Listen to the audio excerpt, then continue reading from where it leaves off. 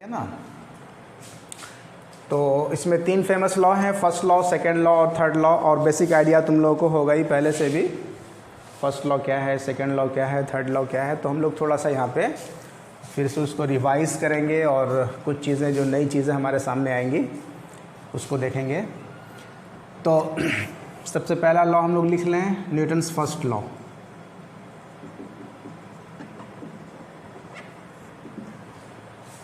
ठीक है ना, first law.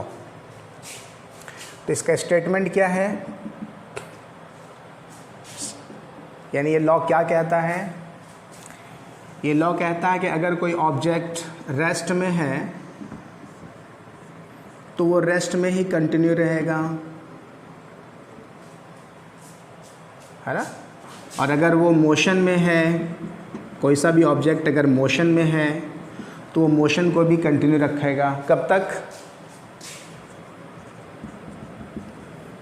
until or unless some external work या some external force is applied on it, है ना। जब तक कि इस पर कोई बाहर से फोर्स नहीं लगाएं, एक्सटर्नल फोर्स नहीं लगाएं, तब तक क्या होगा, ये अपने स्टेट को मेंटेन रखता है ना। समझ में आ रही बात?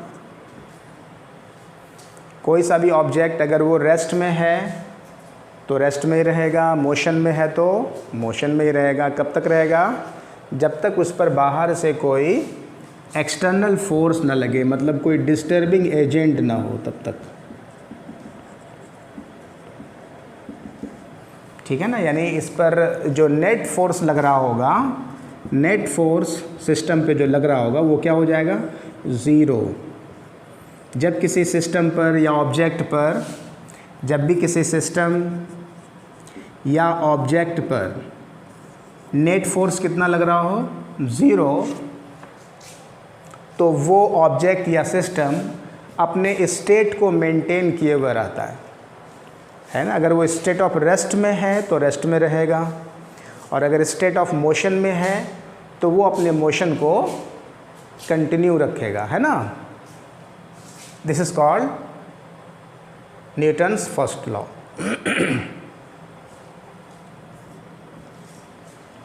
ठीक है, तो आप लिख भी लो इसको। ए बॉडी और ए system continues is state of rest or of uniform motion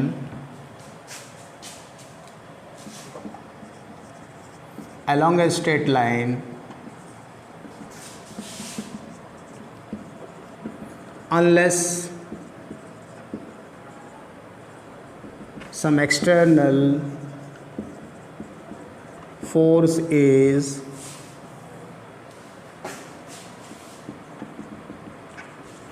acting on it.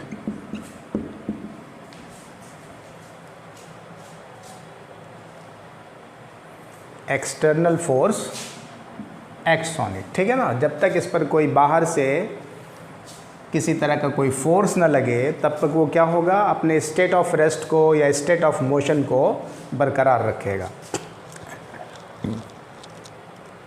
ठीक है। अब देखिए इसमें थोड़ी सी और बातें क्या है कि ये जो लॉ है ना, एक्चुअली ये डिफाइन करता है इनर्शिया को भी। ये इसको लॉ ऑफ इनर्शिया भी बोलते हैं, है ना। इसको हम लोग क्या कहते हैं? Law of inertia. Law of inertia,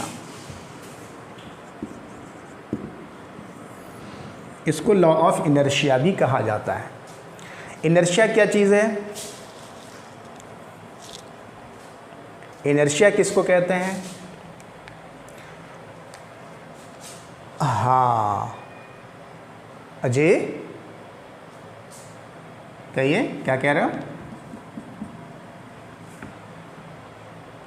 जी जी जी, हाँ बिल्कुल, टेंडेंसी, है ना। हर ऑब्जेक्ट की अपनी एक टेंडेंसी होती है अपने स्टेट को मेंटेन रखने की। उसी टेंडेंसी का नाम क्या है? इनर्शिया। क्लियर है? यानी अगर कोई ऑब्जेक्ट रेस्ट में है तो रेस्ट में रहने की टेंडेंसी है उसके अंदर, ठीक है ना। जैसे मान लो ये डस्टर है, ये टेबल पे रखा हुआ है इस तरह से, ठीक है, तो ये डस्टर जो है रेस्ट में ही रहेगा जब तक कि इसको डिस्टर्ब न किया जाए, ठीक है। तो ये इसकी अपनी एक प्रॉपर्टी है रेस्ट में रहने की, क्लियर है। तो इसको हम लोग कहेंगे इनर्शिया। उसी तरह से अगर कोई ऑब्जेक्ट मोशन में है, ठीक है ना, तो वो मोशन में ही रहेगा। अगर ऑब्जेक्ट मोशन में है तो मोशन में ही रहना चाहेगा जब तक कि उस पर कोई दूसरा फोर्स ना लग जाए, ठीक है ना। तो इसको कहते हैं हम लोग इनर्शिया, यानी कि अपने स्टेट को मेंटेन रखने की जो टेंडेंसी होती है, that tendency is called inertia. तो आप इसको ऐसा भी लिख लो, the tendency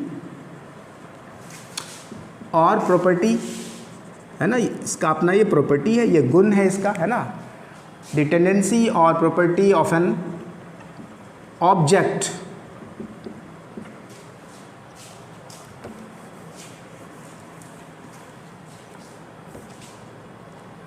to maintain its state of rest और motion, ठीक है ना। इसकी जो टेंडेंसी है उस टेंडेंसी का ही दूसरा नाम क्या है, इनर्शिया है, ठीक है। तो ये इनर्शिया बेसिकली कितने तरह की हो सकती है। अगर कोई ऑब्जेक्ट मान लो मोशन कर रहा है, ठीक है ना, कुछ वेलोसिटी के साथ, तो वो वेलोसिटी उसकी चेंज नहीं होगी, ठीक है ना, मतलब उसकी वेलोसिटी चेंज नहीं हो सकती है, वो अपने वेलोसिटी के साथ चलता रहेगा जब तक कि उस पर फोर्स ना लगाए, है ना। फोर्स लगाएंगे तभी एक्सेलरेशन होगा और तभी उसकी वेलोसिटी चेंज हो सकती है ना, या तो डिक्रीज़ हो सकती है या इंक्रीज़ हो सकती है। एक्सेलरेशन तो तभी प्रोड्यूस होता है जब फोर्स लगाते हैं, क्लियर है ना। और फोर्स ही नहीं लगाया जाए, अगर फोर्स ना लगाया जाए तो क्या हो जाएगा, उसकी जो वेलोसिटी है वो बिल्कुल कांस्टेंट रहेगी और डायरेक्शन भी कांस्टेंट रहेगा, है ना, डायरेक्शन भी अपना वो चेंज नहीं करेगा। समझ में आ रही बात, ठीक है। तो इनर्शिया बेसिकली किसी ऑब्जेक्ट के अंदर जो हो सकती है वो 3 टाइप की हो सकती है। एक इनर्शिया कहलाएगा इनर्शिया ऑफ रेस्ट, है ना, मतलब रेस्ट में रहने की टेंडेंसी, जब तक कि इसको छेड़ा ना जाए वो रेस्ट में ही रहेगा। सिमिलरली अगर कोई ऑब्जेक्ट मोशन में है तो मोशन में रहने की tendency, that is called inertia of motion. और तीसरा क्या है, हाँ, इनर्शिया ऑफ डायरेक्शन, मतलब डायरेक्शन भी वो अपना चेंज नहीं करेगा जब तक कि उसको डिस्टर्ब ना किया जाए, वो अपने डायरेक्शन को भी मेंटेन रखता है।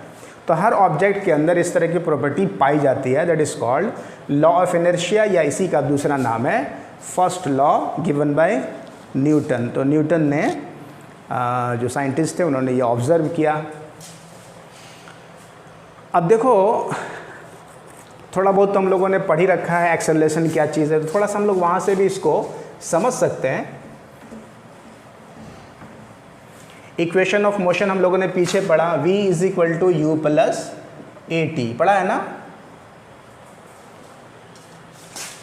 ओके, तो देखो अगर हम किसी भी ऑब्जेक्ट पर फोर्स ना लगाएं, मतलब अगर फोर्स उस पर नहीं लगाया जाए, तो अगर तुम फोर्स नहीं लगाओगे, फोर्स अगर ज़ीरो है, मान लो हमने किसी भी ऑब्जेक्ट पर फोर्स नहीं लगाया, तो फोर्स नहीं लगाने से क्या होता है, फोर्स नहीं लगाने से एक्सेलरेशन भी नहीं होता उसके अंदर। समझ में आ रही बात, ये हम लोग आगे सेकेंड लॉ में देखेंगे, बट यहाँ पर थोड़ा सा समझने के लिए कि जब तक किसी ऑब्जेक्ट को मान लो कोई ऑब्जेक्ट रेस्ट में है, ठीक है ना, तो अगर हम उसको चाहते हैं मोशन में लाने के लिए तो क्या करेंगे, तो पुश करेंगे या पुल करेंगे, फोर्स लगाना पड़ेगा, तब तो मोशन में आएगा, वो मोशन में आएगा, वो एक्सेलरेट होगा, एक्सेलरेशन उसके अंदर आएगा, है ना। या यूँ समझो कि अगर कोई ऑब्जेक्ट है जो कांस्टेंट स्पीड के साथ चल रही है, मान लो 2 मीटर पर सेकेंड के रफ्तार से वो चल रही है, ठीक है, तो वो चलती रहेगी।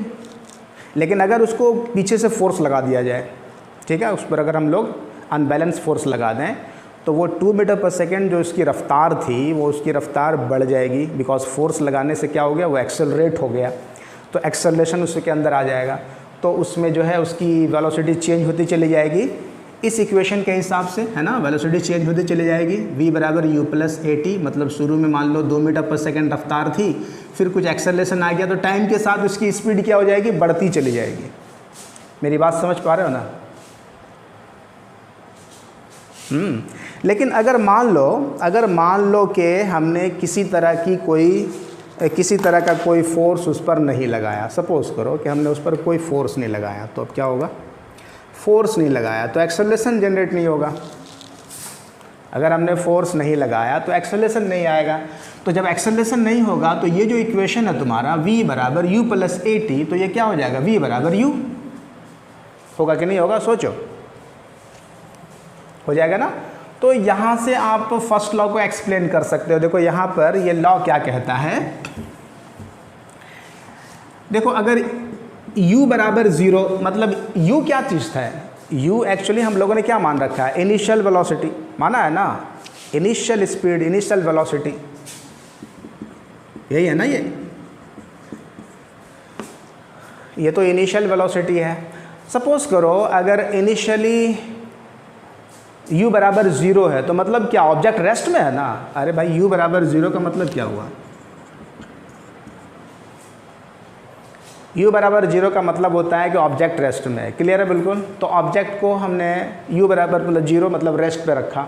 अब 1 घंटे के बाद उसको हम ऑब्ज़र्व कर रहे हैं, 1 घंटे के बाद हमने देखा तो भाई हमने पाया v बराबर 0। 1 घंटे के बाद उसकी वेलोसिटी, मतलब फाइनल वेलोसिटी 1 घंटे के बाद देखें तो वो क्या हो जाएगा, 0 ही होगा ना। क्यों होगा ऐसा, बिकॉज फोर्स ही नहीं लगा रहा, एक्सेलरेशन ही नहीं आ रहा, तो v बराबर u। समझ पा रहे हो ना। इनिशियली अगर हमने किसी ऑब्जेक्ट को रेस्ट पर देखा है तो 1 घंटे के बाद भी वो रेस्ट में ही रहेगा, 1 दिन के बाद भी रेस्ट में रहेगा, 1 साल के बाद भी रेस्ट में रहेगा, जितने टाइम के लिए रखो वो रेस्ट में ही रहेगा, बिकॉज फोर्स नहीं लगाया है। In the absence of external force the object continues its state of rest or of motion or direction।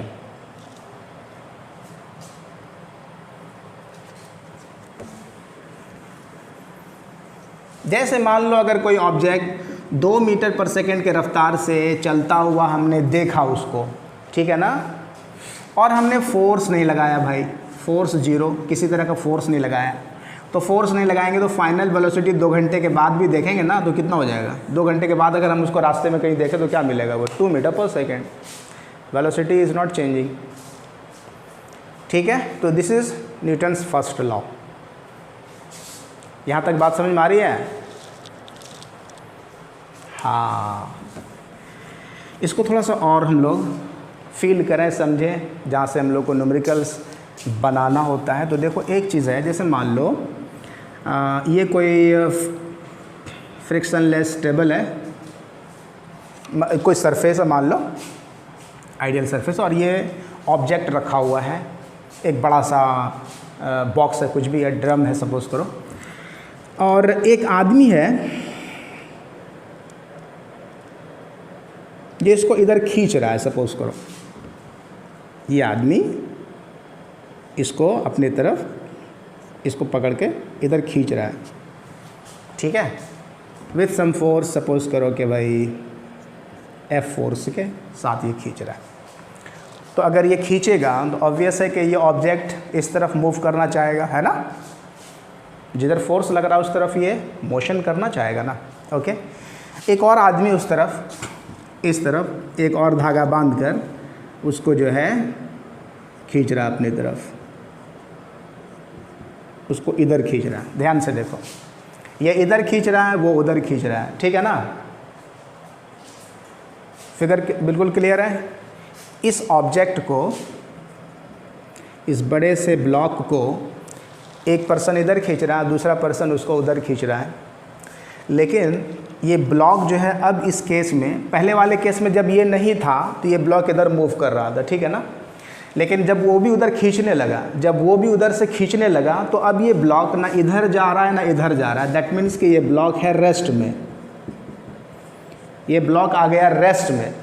तो अगर ये ब्लॉक है रेस्ट में, ठीक है ना, और हम लोगों ने मान लिया कि भाई सरफेस जो है वो फ्रिक्शनलेस है, मतलब सरफेस का यहाँ पर कोई रोल नहीं है, फ़िलहाल मान लेते हैं स्मूथ सरफेस है। तो इसने इधर खींचा, उसने उधर खींचा, लेकिन इसके बावजूद ब्लॉक अपने जगह पर कायम है, मतलब ये ना दाएं हो रहा है ना बाएं हो रहा है, ऊपर नीचे कुछ नहीं, ठीक है ना। तो जब ये रेस्ट में है तो कंक्लूज़न हम लोग क्या निकाल रहे हैं, हम लोग यहाँ पर एक कंक्लूज़न निकाल सकते हैं। हम लोग ये कंक्लूज़न निकाल सकते हैं यहाँ से कि भाई ये जितना फोर्स लगा रहा है बिल्कुल उतना ही फोर्स ये भी लगा रहा है। ये कंक्लूज़न है कि नहीं, सोचो। अगर इसने लगाया 10 न्यूटन तो इस आदमी ने भी 10 न्यूटन ज़रूर लगाया होगा, तभी तो ये रेस्ट में है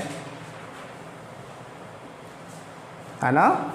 अगर ये मान लो 9 न्यूटन रहता तब ये रेस्ट में नहीं रहता, अनबैलेंस हो जाता। समझ में आ रही बात, ठीक है।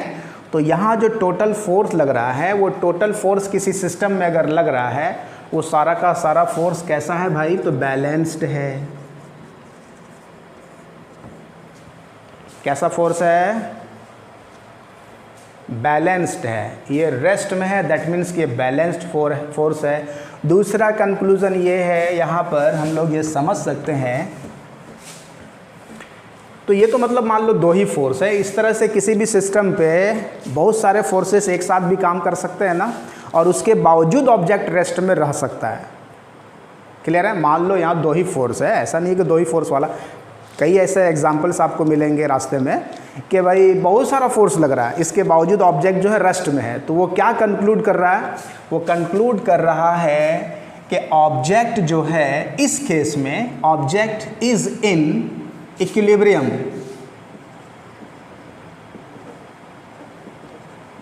ऑब्जेक्ट किस में है,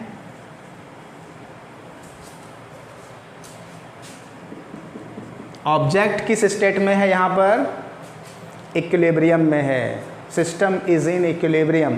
और जब सिस्टम इक्विलिब्रियम में होता है तो उस वाले केस में टोटल फोर्स सिस्टम पे जो लगने वाला होता है वो 0 होता है। The net force acting on the system will be 0।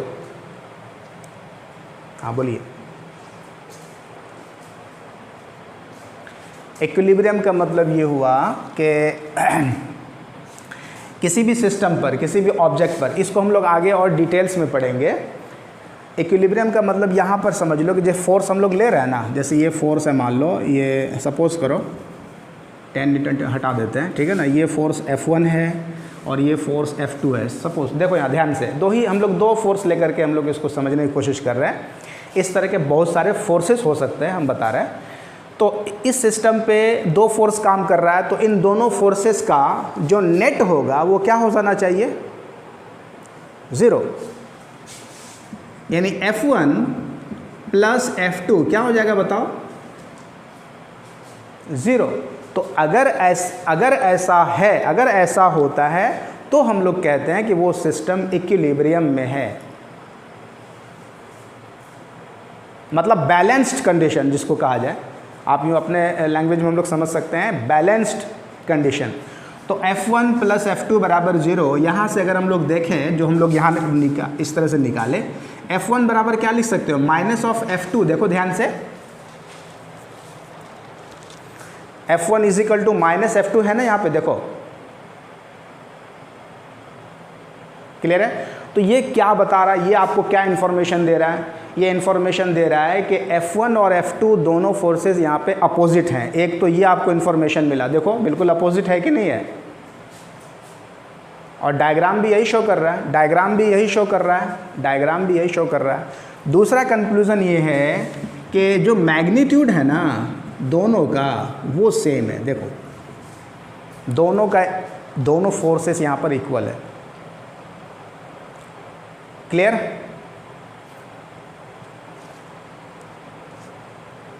Okay. तो इसी तरह से मान लो ये कोई सिस्टम है, ये कोई ऑब्जेक्ट है, इस ऑब्जेक्ट पर एक साथ कई फोर्सेस काम कर सकते हैं। ये F1 है मान लो, ये F2 है, F3 है, F4 है, इस तरह से बहुत सारे फोर्सेस काम कर रहे हैं, ठीक है ना। सपोज करो ये कोई ऑब्जेक्ट है, इस पर 4 फोर्स इस तरह से काम कर रहा है और आपको कह दिया गया है कि भाई ये ऑब्जेक्ट जो है वो इक्विलिब्रियम में है। तो अगर इक्विलिब्रियम में है तो इक्वेशन क्या बनेगा, F1 + F2 + F3 + F4 = 0। समझ आ रहा है? ये मतलब यहाँ से हमको इन्फॉर्मेशन मिल गया कि अगर ये ऑब्जेक्ट रेस्ट में है, रेस्ट मतलब इक्विलिब्रियम, तो F1 सारे फोर्सेस का जो एडिशन हो जाएगा वो क्या हो जाएगा, 0 के बराबर होगा।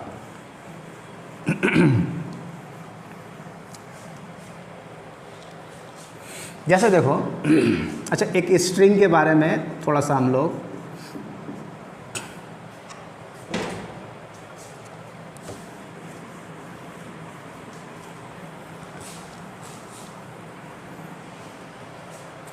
फोर्सेस को हम लोगों ने एक्सप्लेन किया था कितने टाइप का फोर्स होता है ना। तो उसमें से जो कांटेक्ट फोर्सेस हैं, एक स्प्रिंग केस था, है ना, और नॉर्मल रिएक्शन फोर्स जो हम लोग को यहाँ पे ज़्यादा यूज़ करना है। तो स्ट्रिंग की जब हम बात करते हैं तो स्ट्रिंग वाले केस में क्या बताए थे आप लोगों को, एग्जाम्पल से समझते हैं। देखो जैसे यहाँ ये है कोई सपोर्ट है, ये है स्ट्रिंग, धागा है, ठीक है ना। अच्छा एक चीज़ और याद रखना, स्ट्रिंग जो हम लोग लेते हैं वो स्ट्रिंग कैसा होता है, स्ट्रिंग होता है लाइट, एक तो हल्का होगा मतलब मासलेस, इसको यूँ समझो कि ये है मासलेस, मासलेस लेते हैं। और कैसा लेते हैं, हाँ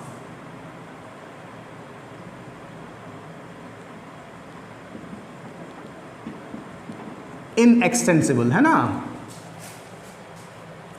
मतलब हाँ मतलब ये खींचेगा नहीं, एक्सटेंड नहीं होगा, ठीक है ना। जो स्प्रिंग की जो लेंथ है उसकी, वो लेंथ जो है ना घटेगी ना बढ़ेगी। समझ में आ रही बात?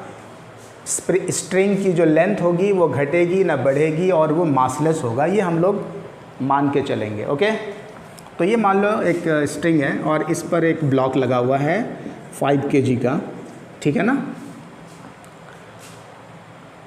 और ये रेस्ट में है, मान लो इक्विलिब्रियम में है।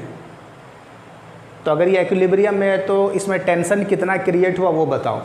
बिल्कुल सिंपल सा सवाल है, समझ पा रहे हो ना, ये इक्विलिब्रियम में है। हाँ ये आपको बताना है कि इसमें टेंशन कितना क्रिएट होगा। तो कैसे करेंगे हम लोग तो इस पर कौन कौन सा फोर्स काम कर रहा है, देखो एक फोर्स काम करेगा नीचे, ग्रेविटी फोर्स,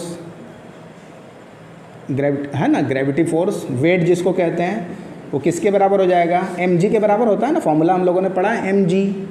m क्या चीज़ें हैं, मास, और g की वैल्यू ले लो 10 ले लो, है ना। तो कितना हो गया 50 न्यूटन। 50 न्यूटन क्या चीज़ है, this is the weight acting on the object, किधर, डाउनवर्ड, नीचे की तरफ, ठीक है। टेंशन जो यहाँ पे इस धागे में क्रिएट होता है उसका डायरेक्शन किधर होता है बताओ, इस धागे में टेंशन का direction away from the object, away from the object बताए थे ना। और ठीक है, तो यहाँ से देखो ये T और वेट आपस में क्या हो रहे हैं, बैलेंस्ड है ना। अरे भैया T और W आपस में बराबर होना चाहिए ना, because it is in equilibrium. तो टेंशन की वैल्यू आ गई 50 न्यूटन। कोई डाउट है किसी को, नहीं ना।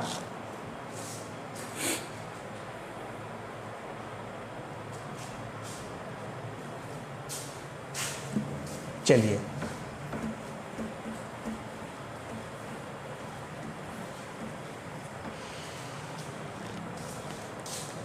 हाँ बोलिए।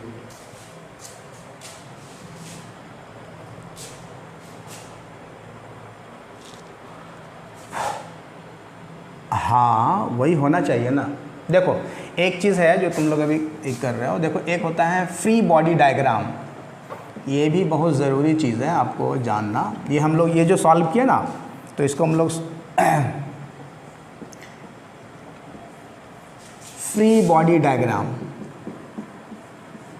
फ्री बॉडी डायग्राम में क्या होता है, हम लोग जैसे यहाँ पे थोड़ा बहुत कन्फ्यूज़न रह जाता है, 5 किलोग्राम है, इस पर जो कौन कौन सा फोर्स लग रहा है, ठीक है।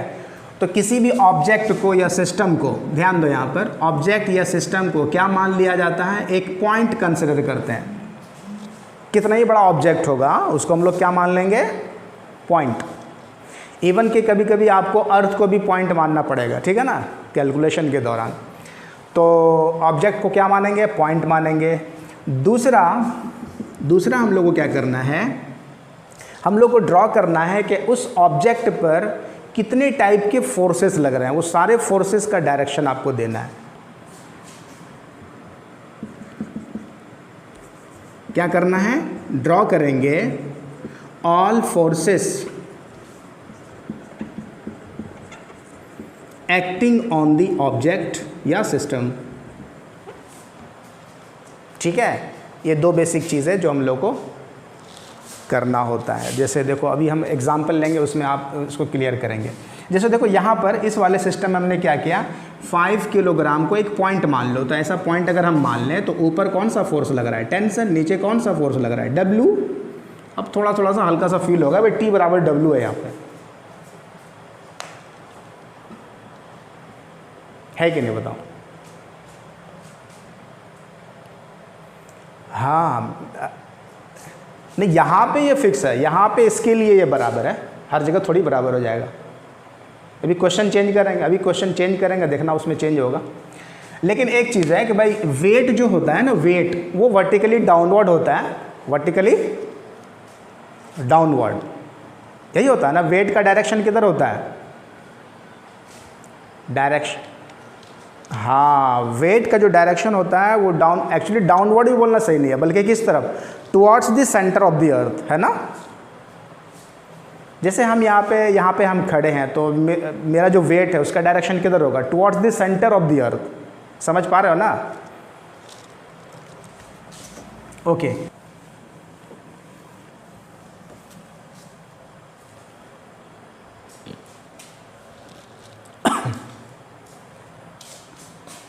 इसमें क्या करेंगे,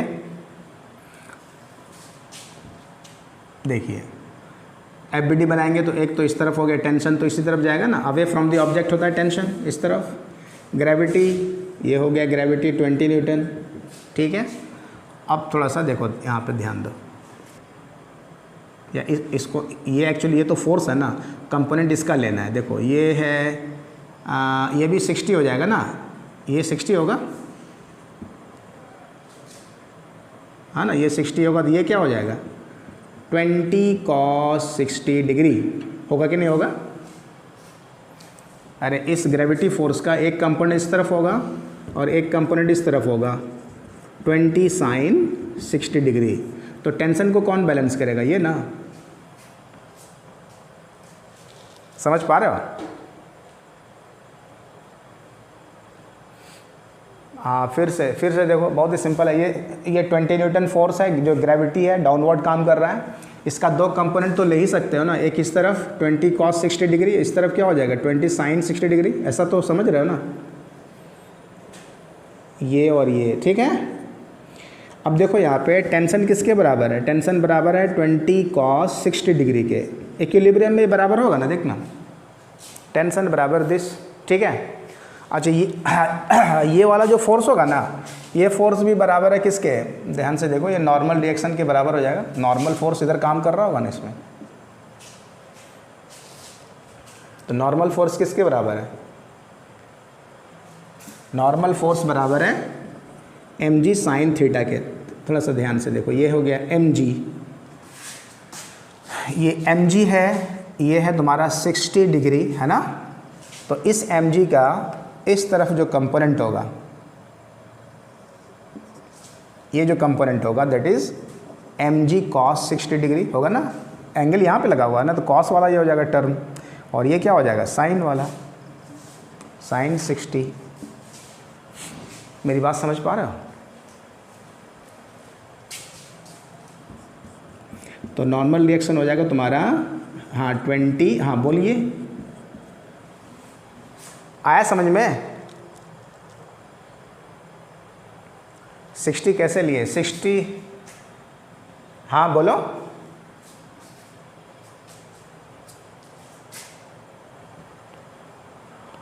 ये तो और ज़्यादा आसान है, तो और क्लियर होना चाहिए। देखो यहाँ पे एक्चुअली, चलो ये, अरे ये 60 है तो ये 60 होगा, पहले ये बताओ।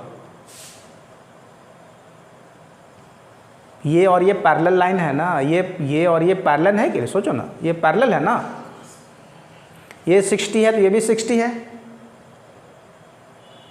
नहीं समझे? है ना।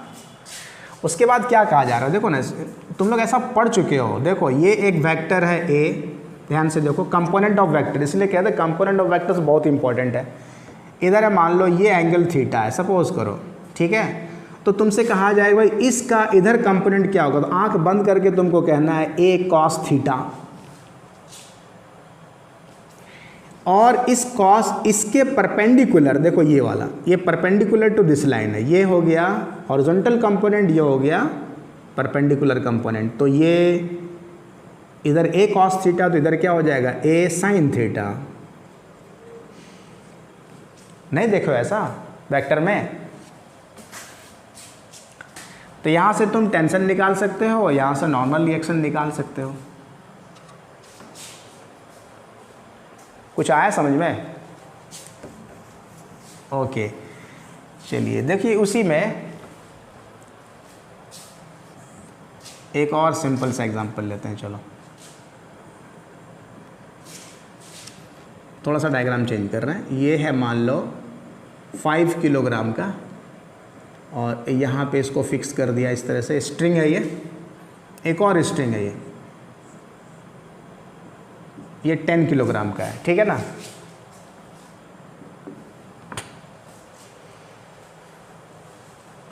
और ये इक्विलिब्रियम में है, ये है मान लो 37 डिग्री, हाँ नीचे वाला 10 किलोग्राम, ये 5 है, ये 10 है, ये 37 डिग्री बताया हुआ है, दिया हुआ। आपको बताना है टेंशन इन द स्ट्रिंग और नॉर्मल रिएक्शन जो है, दोनों ब्लॉक पे जो नॉर्मल लग रहा है वो निकालना है। तो क्या करोगे इसमें, देखो ध्यान से देखो, फॉर 5 किलोग्राम ऑब्जेक्ट, हम उसके लिए एबिलिटी बनाते हैं पहले 5 किलोग्राम वाले के लिए, ठीक है ना।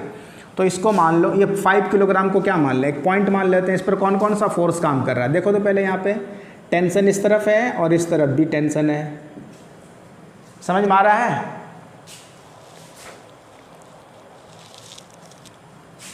5 किलोग्राम की बात कर रहे हैं, तो एक टेंशन इधर है, एक टेंशन इधर है, लेकिन चूंकि स्ट्रिंग चेंज हो रहा है इसलिए टेंशन चेंज होगा ना, इसका टेंशन अलग होगा, इसका अलग होगा, धागा बदल जाएगा तो टेंशन भी चेंज हो जाएगा, समझ पा रहे हो ना।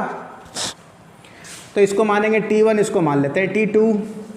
तो एक तो इधर काम किया T1, दूसरा उसी के अलोंग इस तरफ काम किया T2, और कौन सा फोर्स है, नॉर्मल फोर्स, जो इसको हम लोग मान लेते हैं N1, और ग्रेविटी फोर्स इज 50।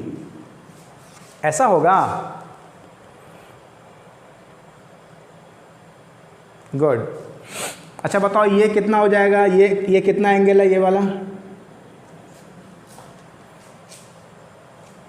ये 37, हाँ ये 90, तो ये 53, तो ये भी 53 हो जाएगा। Very good, this is 53। अब क्या करें, 50 को ब्रेक करो दो पार्ट में, एक तो इधर आपको मिलने वाला है 50 साइन 53, क्या ऐसा होगा क्या, और इस तरफ हो जाएगा 50 कॉस 53। कितने लोगों को समझ में आया? हाँ वेरी गुड। अरे भाई ये देखो, ये 50 है, ये कॉस कंपोनेंट, चूंकि एंगल जिधर होता है उधर कॉस कंपोनेंट होता है, एंगल इधर लगा हुआ है तो इसका इधर कंपोनेंट कॉस वाला हो जाएगा और इसके परपेंडिकुलर साइन वाला हो जाएगा।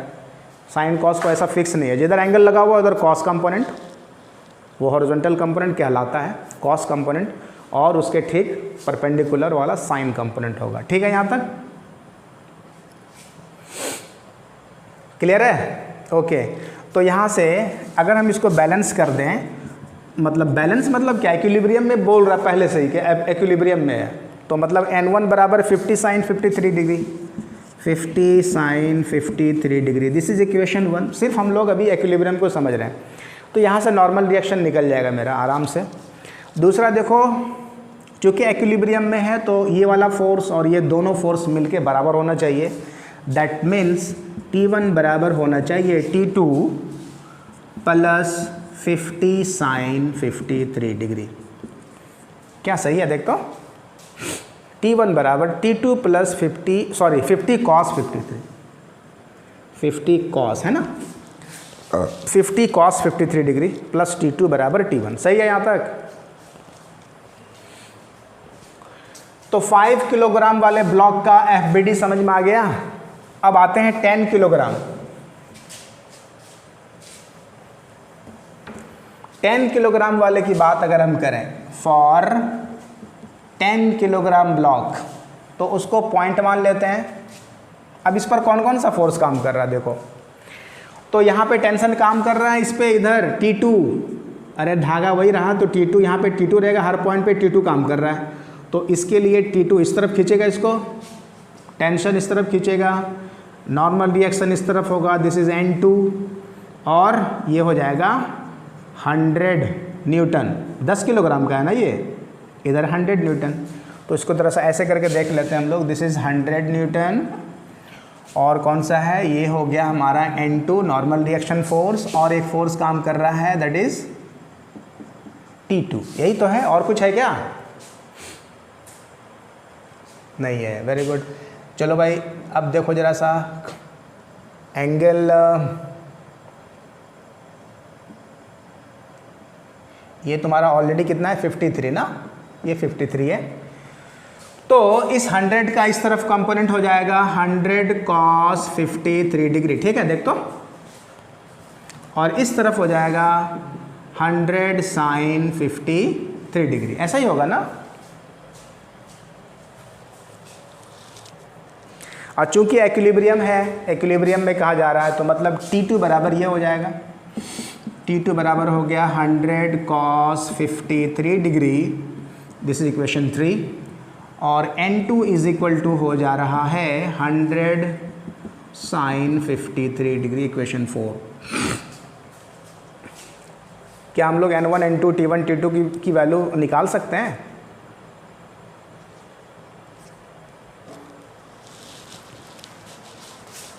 बताओ।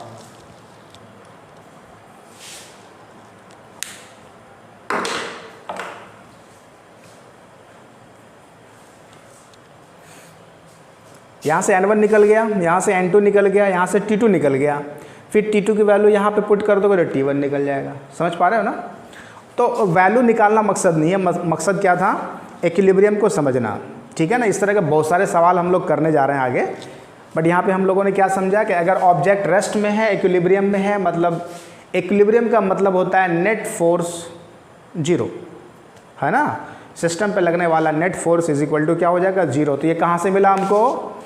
ये हमको मिला न्यूटन्स फर्स्ट लॉ से। समझ में आया? हाँ, तो ये न्यूटन्स फर्स्ट लॉ में कंक्लूजन हम लोगों ने ये निकाला कि भाई अगर ऑब्जेक्ट रेस्ट में है, दैट मीन्स कि उस पर लगने वाला चारों तरफ से जो फोर्स लग रहा होगा वो मिलके 0 हो गया होगा। F नेट बराबर 0 होता है। ठीक है, तो वहाँ से हम लोग ये सारा कैलकुलेशन कर रहे थे। ओके।